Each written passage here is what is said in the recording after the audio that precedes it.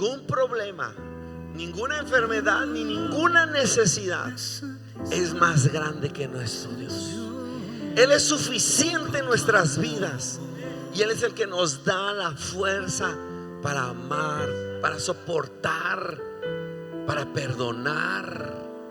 Gracias, Señor, por tu presencia en nuestras vidas en Cristo Jesús. Amén. Y dale tu mejor ofrenda de palmas al Señor, a nuestro Padre que tiene misericordia sobre nuestras vidas. ¿Cuántos dicen amén? ¿Qué tal si se lo das más animado, con mayor entusiasmo? Gracias, Carlos. Muy bien. Qué alegría estar con ustedes. Dios los bendiga. Buenas noches. Yo sé que algunos vienen bien lejos y yo sé que Dios recompensa ese esfuerzo. Así que saluda al que tienes al lado, al que tienes atrás, al que tienes enfrente. Si no lo conoces, preséntate. Pregúntale cómo se llama. Dale la bienvenida a esta su casa, Éxito Familiar. Diga conmigo, la oración es importante para resistir la tentación. No sé si usted sepa, pero todos somos tentados. ¿Sí sabían? Todos somos. Aquí no hay nadie que diga yo no soy tentado.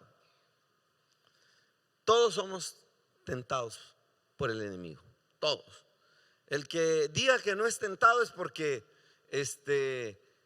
o es un robot, o un zombie, o un extraterrestre, o un muñeco de látex. No sé, pero todo ser humano es tentado en alguna área o en varias áreas de su vida o en debilidades. Todos somos tentados. Ahora, nadie cae en pecado. Peca el que quiere pecar. Porque yo antes decía, es que cayó en pecado. Después reflexioné y dije, ¿cómo que? O sea, nadie cae en pecado. Peca el que quiere pecar. O sea, no es que tú vayas así caminando y de pronto, ay, te caíste. Ay. No, no es cierto. Eso es una mentira. Peca el que quiere pecar. Está consciente de que está pecando. ¿Cierto o no? Aunque le cueste decir, es verdad.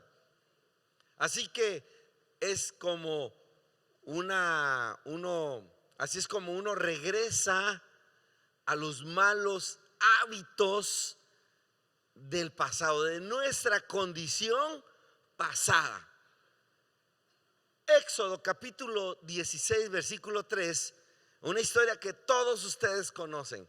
El pueblo de Israel, 400 años siendo esclavo en la tierra de Egipto, y a través o por medio de Moisés, ¿verdad? Salen o son liberados de esa esclavitud, por supuesto, de parte de Dios. Y estos ingratos, una vez que fueron libres, empiezan a recordar ese pasado de esclavitud que ellos tenían. Dice Éxodo versículo 3, capítulo 16. Fíjense lo que dijeron estos ingratos. ¿Cómo quisiéramos que el Señor nos hubiera quitado la vida en Egipto? Estoy leyendo la Nueva Versión Internacional. Decían los israelitas, allá, refiriéndose a Egipto, nos sentábamos en torno a las ollas de carne y comíamos pan hasta saciarnos.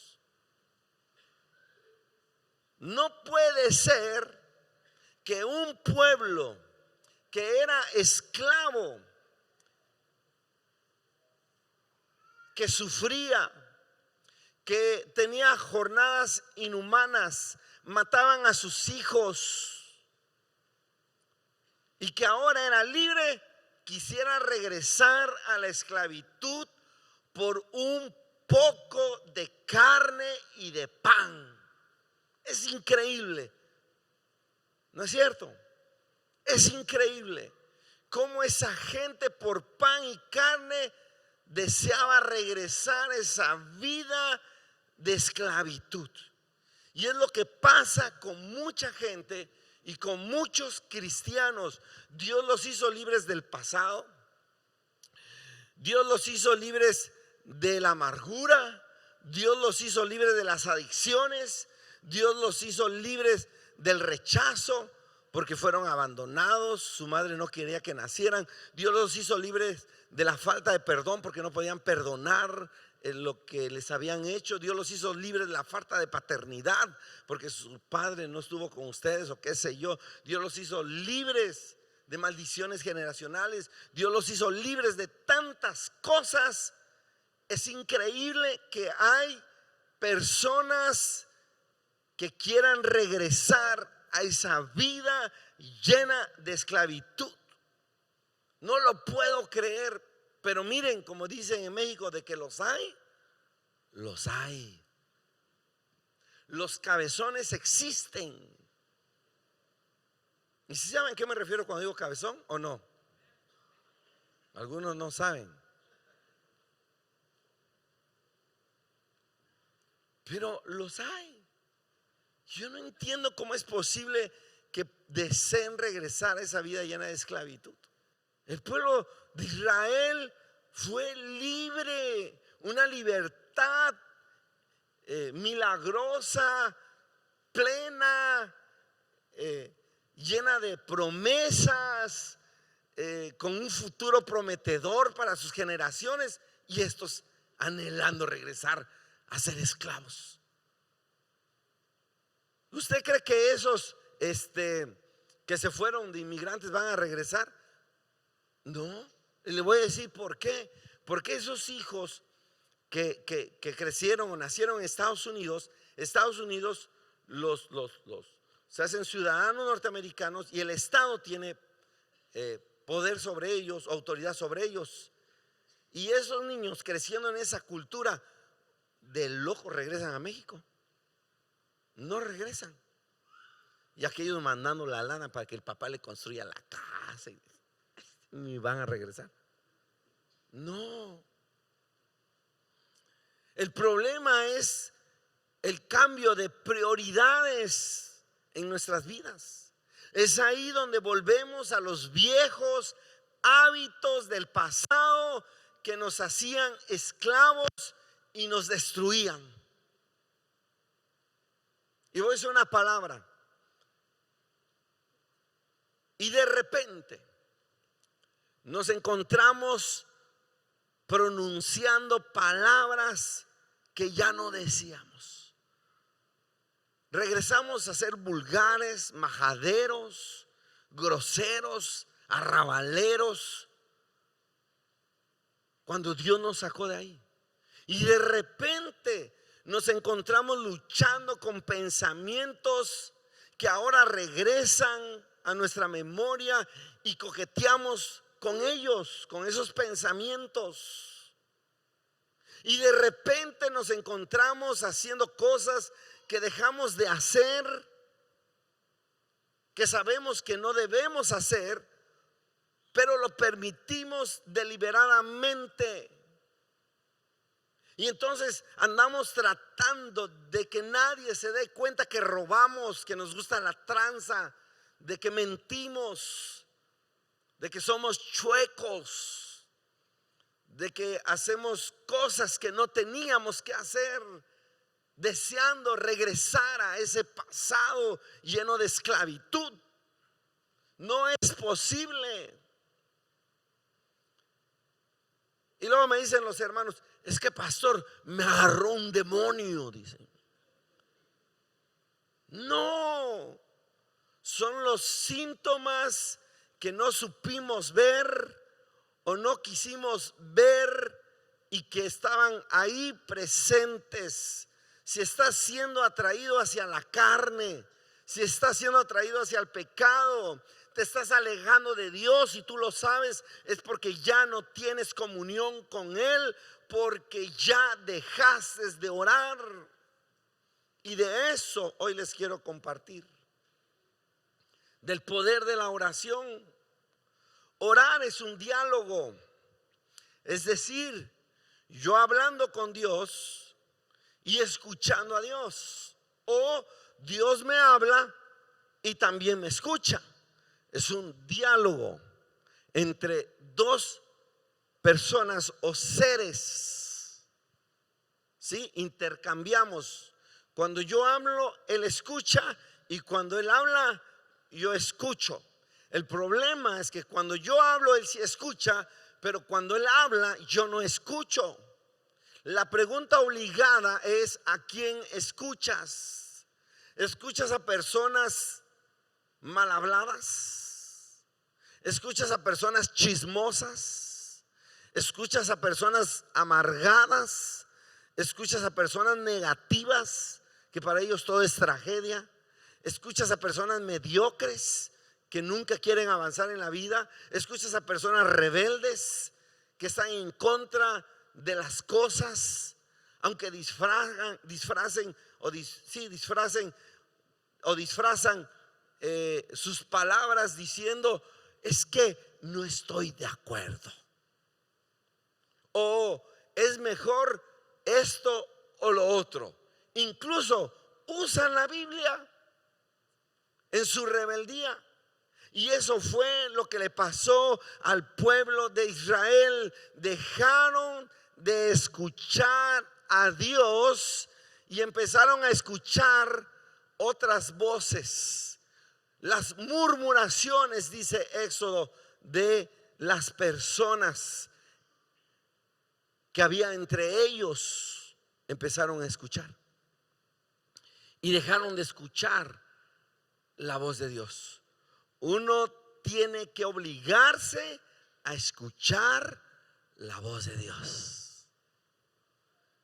Y yo creo que algunos no saben ni con qué se come eso, que es lo más grave. Han de estar pensando: ay, Señor, yo anhelo que se oiga una voz y diga: este es mi hijo amado.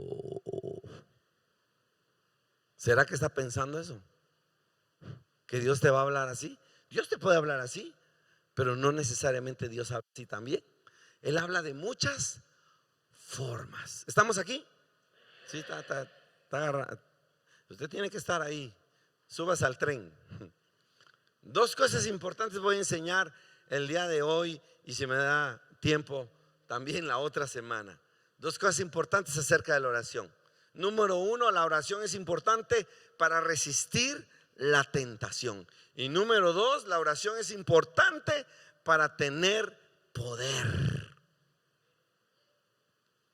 Así que hoy les quiero compartir acerca de que la oración es importante para resistir la tentación. Vamos a Lucas capítulo 22, versículo 31 en adelante, y vamos a la palabra de Dios. Voy a leer la Nueva Versión Internacional, y usted o lee su Biblia, o lee las pantallas, o pone atención. Dice la Escritura que Jesús le habló a Pedro: Simón, Simón, mira que Satanás ha pedido zarandearlos a ustedes como si fueran trigo. ¿Usted sabe cómo se zarandea? El trigo, el maíz, todo eso. Pero yo he orado. ¿Qué hizo Jesús? Orar. Yo he orado por ti, para que no falle tu fe, de modo que cuando te arrepientas y vuelvas a mí, fortalezcas a tus hermanos. Y miren lo que hizo Pedro. Respondió: Señor, estoy dispuesto a ir contigo tanto a la cárcel como a la muerte. Y de veras, cómo esas mismas palabras se repiten. ¿Cuántos hermanos me han dicho: pastor, yo estoy contigo en las buenas y en las malas, no los voy a dejar, voy a servir al Señor? Y de pronto el ingrato, cabezón, ya no está. Así Pedro igual lo dijo: estaré contigo, Señor, tanto en la cárcel como en la muerte. Y le dice a Jesús: Pedro, déjame decirte algo. Mañana, por la mañana, antes de que cante el gallo, 3 veces negarás que me conoces. No, Señor. Pedro cayó ante la tentación. Porque a veces cuando pensamos en la tentación pensamos nada más en pornografía, en adulterio, en robo. No. Muchas formas en las cuales uno cae en tentación. Y Pedro cayó en esa tentación de negar a Jesús. Por eso el Señor le advierte que tenía que velar y orar para no caer en tentación. O sea, el Señor Jesús le dio la señal, pero él no escuchó. Le dijo: 3 veces me vas a negar. Es decir, ora esas 3 veces, porque me vas a negar, porque vas a caer en tentación. Y si tú oras, es posible que no caigas en tentación y no me niegues.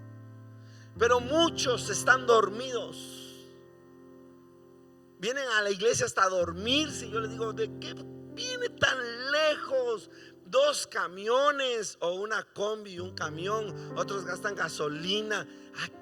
Viene, si no viene a escuchar y estar atento, despierto, escuchando la palabra de Dios. Dice, hace unos años hizo un mensaje y me acuerdo que enseñaba o ilustraba que los vigías de los barcos en la antigüedad, en los galeones, que eran esos barcos que eran como veleros, ¿verdad? No eran de motor, ni de gas, ni de nada. Eran unos galeones y tenían un vigía. El vigía era el que estaba en la parte más alta del barco, que era el mástil, ¿sí? Y ahí estaba. Y el vigía era importante que estuviera despierto, que estuviera atento, que estuviera lúcido, porque la vida de todos los marineros de este barco dependían del vigía. Porque en la parte más alta, ¿verdad?, que era el mástil del centro, ahí él estaba siempre con sus binoculares viendo hacia el horizonte. Si se avecinaba una tormenta, si había tierra, si habían arrecifes para que no encallara, si habían rocas para que no se estrellara, ¿verdad? Si había bruma. Y él gritaba, ¿verdad?, anunciando al capitán y al que manejaba el timón. Pero si él se dormía, era posible que el barco se perdiera en una tormenta, encallara en unos arrecifes, se estrellara en las rocas o qué sé yo. Tenemos que estar despiertos. Humanamente no puedes vencer la tentación. Escucha lo que le estoy enseñando. Humanamente usted no puede vencer la tentación. Nadie, humanamente. O sea, si usted cree que no, es que yo soy un roble, mi carácter, mi templanza, o usted se siente un angelito, nadie. Y hay una frase que yo escribí ahora que fui allá, y dice así, y encierra una verdad: poca oración, dependencia de mí, y mucha tendencia a caer. Mucha oración, dependencia en Dios, y poca tendencia a caer. Y es verdad, porque humanamente nadie nadie humanamente puede vencer una tentación. Jesús en Getsemaní se puso a orar en uno de los momentos de mayor debilidad, y Jesús fue fortalecido y la venció. Hay muchos casos que la venció, pero yo quiero hacer referencia a este. Lucas capítulo 22 versículo 39 en adelante. Dice que Jesús salió de la ciudad y, como de costumbre, se dirigió al monte de los olivos, y sus discípulos lo siguieron. Cuando llegaron al lugar, les dijo: oren para que no caigan en tentación. ¿Qué les dijo? Oren para que no caigan en tentación.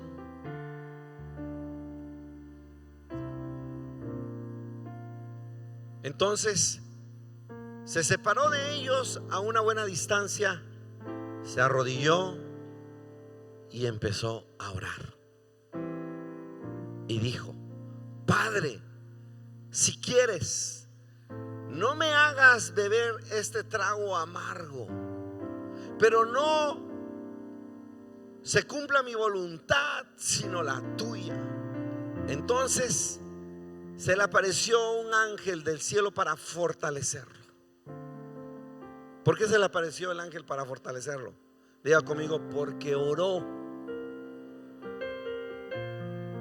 Pero no fue suficiente. No fue suficiente. Pero como estaba angustiado, fíjense. Y es que cuando uno entra en angustia, uno es vulnerable a caer en tentación. Porque si hay una gran deuda que tengo que pagar, entro en angustia y entonces caigo en tentación y digo: voy a ver a quién le robo, ¿verdad? ¿Qué fraude hago? Cuando estás en angustia, con la familia, con cualquier, uno es vulnerable a caer en tentación. Pero estaba angustiado. Como estaba angustiado, se puso a orar con más fervor, con más fuerza, con más ímpetu, con más dedicación, con más fervor, dice la escritura. Y su sudor era como gotas de sangre que caían en la tierra. Cuando terminó de orar y volvió a los discípulos, los encontró dormidos, agotados por la tristeza. Quiere decir que la tristeza nos agota también. ¿Sí saben de qué le estoy hablando? La tristeza agota. Un ejemplo: cuando un hombre está en pleito con su mujer y la mujer dice: ya no te aguanto, o encontró otra persona y cae en pecado y se quiere ir o se va de la casa, ese hombre o mujer cae en una tristeza. Y uno también es vulnerable, y eso cansa. Y lloras y te angustias y te quedas dormido. Pasa. Eso me han contado. Y les digo: ¿por qué están durmiendo? Y les exhortó: levántense y oren para que no caigan en tentación. Y esa es la palabra que hoy Dios tiene para cada uno de ustedes. Levántense y oren para que no caigan en tentación. Jesús les advirtió que si oraban, que si no oraban, iban a caer en tentación. Jesús, como humano, corrió el riesgo, o corría el riesgo de caer en tentación. ¿Saben que una de las cosas que me sorprende, y que no sé si usted lo sepa, pero se lo tengo que decir? Jesús no cayó en tentación porque era Dios. No sé si me estoy explicando. Jesús no cayó, escuche bien, Jesús no cayó porque era Dios. Jesús no cayó porque oró. ¿Ya me expliqué? Otra vez. Jesús no cayó en tentación porque era Dios. No, Jesús no cayó porque oró. Porque la Biblia dice que Él también fue humano y padeció todo lo que nosotros padecemos. Por eso dice Hebreos que Él nos comprende.